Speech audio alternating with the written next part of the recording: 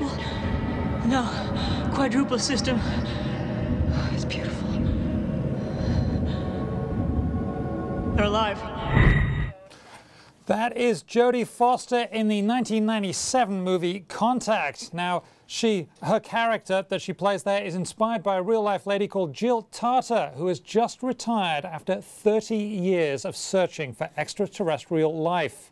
We got Ben Worthen here on Digits now to tell us all about this. Ben, another fine piece from you. Tell us about Jill. Yeah, Jill Tarter, she works at, she was the head of research at the SETI Institute. SETI stands for the Search for Extraterrestrial Intelligence. This is an organization that they have these big telescopes, radio telescopes, and essentially they're just aimed towards outer space and they're listening for signals of intelligent life, whether that's a laser beam or radio signals, anything that is out there in space that isn't something that could occur naturally but would occur only when generated by some sort of intelligent life form. Now, I love this. There's got to be a joke there about searching for intelligent life, like on the streets on Friday night here. But let's go with the 1977 incident where they think in this search that they find a signal that is probably to do with extraterrestrial life. Tell us about that. Yeah, that's the WOW signal. And that was something that was found by researchers in Ohio.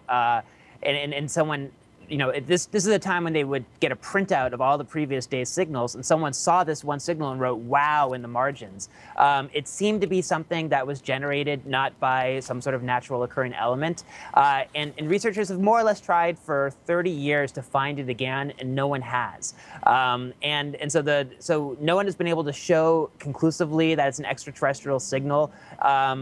Jill Tarter, the woman who's retiring, has come around to the conclusion that it was probably something that was generated by some space debris or by a terrestrial that is an Earth signal, but it's something that people have thought about as well. One of the things that was fascinating to me talking to Jill is that, you know, she's done this for more than 30 years, and in that time, you know, no one has found a real signal. No one has found a, you know, evidence of extraterrestrial life.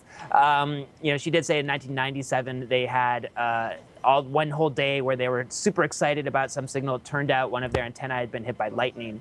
And I said, how do you stay focused? How do you stay hopeful? How do you not get discouraged by this? And you know, she said that in that time, even though they've never found life, the possibility for life has expanded greatly.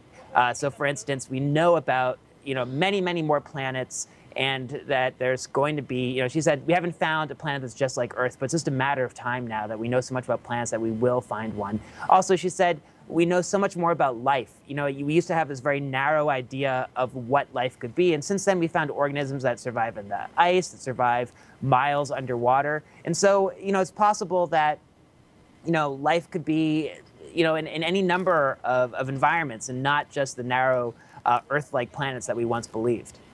What did you think of the movie? I mean, I think a lot of people were fans of that movie, and Jodie Foster does a great job. What did she think of it?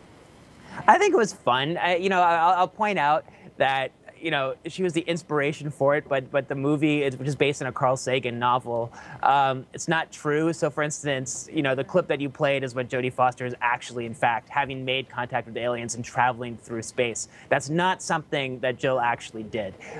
You know, she has, but the I bet she wanted to, though. I bet she wanted to. Of course, who wouldn't?